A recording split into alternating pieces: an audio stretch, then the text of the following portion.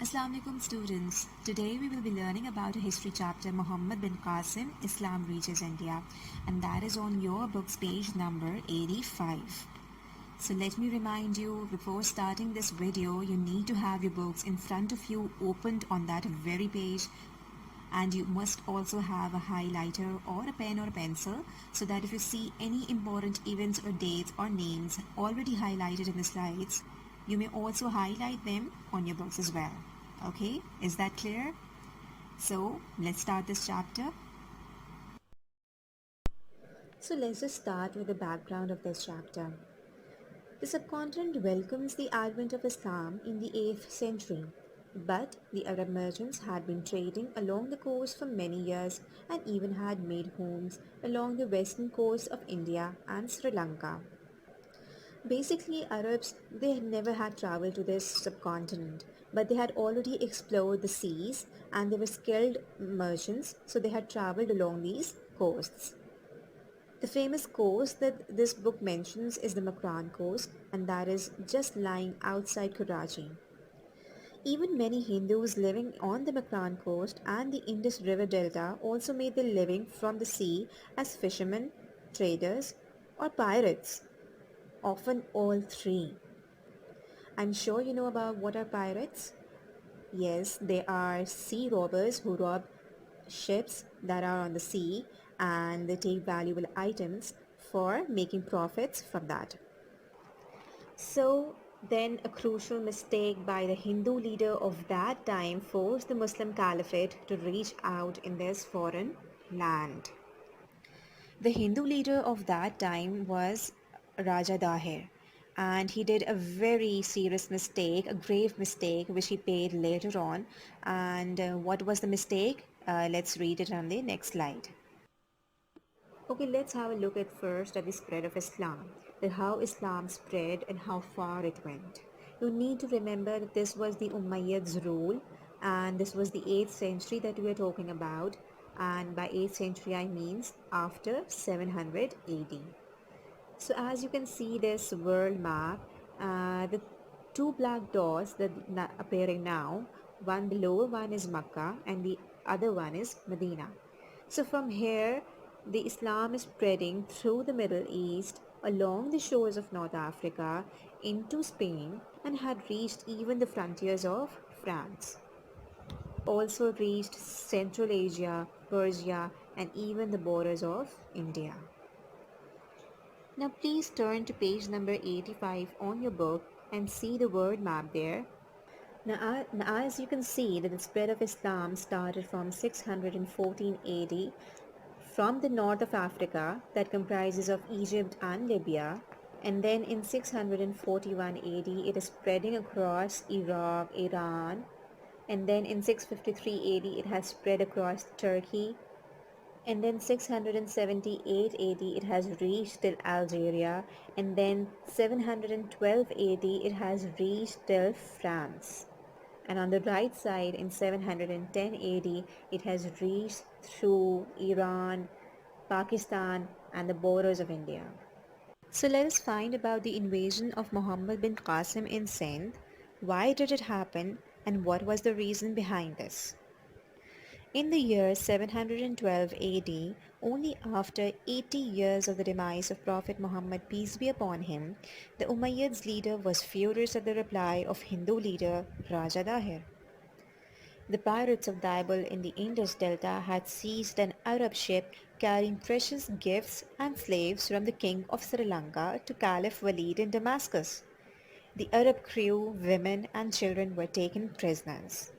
Now you need to understand that this wasn't a foreign territory for the Arab merchants. They had already explored the seas and they had already made homes in Sri Lanka, and now a ship full of precious gifts that was taken hostage by the pirates.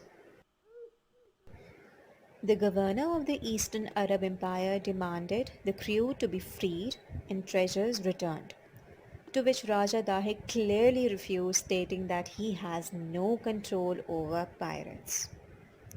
Seeing the reply of Raja Dahir and his straight refusal, the governor then sent his army led by his 17-year-old nephew Muhammad bin Qasim, who traveled through Makran Desert while a large fleet with siege engines such as catapults was riding along the coast. So basically, this was the reason that Umayyad's leader was furious at the reply of Raja Dahir that how come a ruler who was ruling such a land had no control whatsoever over the pirates. So now what he did was he sent his 17-year-old nephew. You can imagine the young age at which Muhammad bin Qasim was sent away to fight off the lands where they have never entered. But the only advantage they had was the catapults. And now we'll read about what are catapults in the next slide. So basically, the Arabs were demanding the prisoners and the treasures back, while Dahir was completely helpless. Therefore, the Arab army traveled along Alexander the Great's old escape route through the Makran Desert, which they had already captured from the Hindu ruler, while their fleet sailed along the coast. The port of Daibul fell to the Arab catapults. Other cities surrendered as the army marched inland. Sindh and Punjab became Arab territories and would remain so for the next 3 centuries. Later that, as Dahir was killed in a great battle and with the capture of Multan, the war was largely over. Now here you can see a picture of a catapult. This is basically a handmade machine which throws huge boulders and stones towards the other army. And that is how Muhammad bin Qasim defeated the Raja Dahir's army. So this is how Islam reached Sindh. Let us see how the Hindus are reacting to the Muslims and how the Muslims are treating Hindus. The Muslims treated the people kindly, and that is why many Hindus and Buddhists converted to Islam. Also because this meant better ranks and positions. But the success of Muslim leaders was short-lived. When Caliph Walid died and the new Caliph Suleiman, who was the bitter enemy of Muhammad bin Qasim, called him back and tortured him to death. Shortly after this, Sindh became independent and split into two parts in 871 AD. One ruled from Multan and other from Mansoura. So basically, Muslims were treating Hindus and Buddhists very kindly, and they were not forcing them to join Islam. The Hindu and Buddhist officials even kept their posts, and life went on much as it had gone before. Many Hindus and Buddhists did become Muslims, partly because they were dissatisfied with their own religion, and also because belonging to Islam gave them a better chance of becoming important officials and traders. But Muhammad bin Qasim did not enjoy his success for long. His friend, the viceroy of the eastern provinces, had died. And then, the Caliph Walid himself died, and the new Caliph Suleiman, he literally tortured Muhammad bin Qasim to death. The Arabs tried to expand their kingdom, but were blocked by the powerful dynasties in the Deccan to the south, Kashmir in the north, and Gujara Patriyata in the east. At first, Sindh was a province of the Caliphate, but in AD 871 it became independent and split into two parts, one ruled from Multan and the other from Mansoura. Now let us see how the Arabs were handling their affairs in the subcontinent. There was a surge in trade.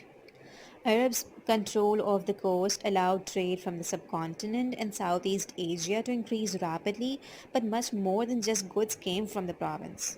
Then Arabs learned medicine from the subcontinental doctors who had better surgical tools and new medicines. The local doctors here were using fine surgical instruments such as knives and were doing quite complicated operations, of course without anesthetics. The Arabs studied even astronomy since it was easier to navigate ships by looking at the stars. On a less serious note, the Arabs were taught a local board game which later developed into chess. Perhaps the local people taught the Arabs a fighting game played on a board of 64 squares. This became the modern game of chess. But the most important discovery was in mathematics, where they learned zero numeral and calculations with only 9 numbers and a zero. The local scientists here had already discovered how to write any number using only 9 figures with a zero for zero. This led to the very important idea of decimals and made trading much quicker and easier because it was simpler to calculate how much the merchants had to pay. Do you know they also worked out the circumference of a circle that was always 3.1416 times the diameter? Look how local mathematicians were so advanced from their time. And of course, Arabs were quick to grasp all these concepts. So this was the end of the chapter. I hope you've already marked down and highlighted the important dates and events on your books. And you would also have to attempt questions and answers on your notebooks. While a worksheet has also been provided for the chapter which you need to complete it on your own. Take help of these slides, take help from your books, and please start writing. So let us proceed to the question and answers. Question number 1 is, write a note on invasion of Muhammad bin Qasim in Sindh.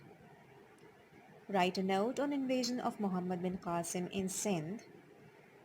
Question number 2 states, how Arabs treated the Hindus in Sindh.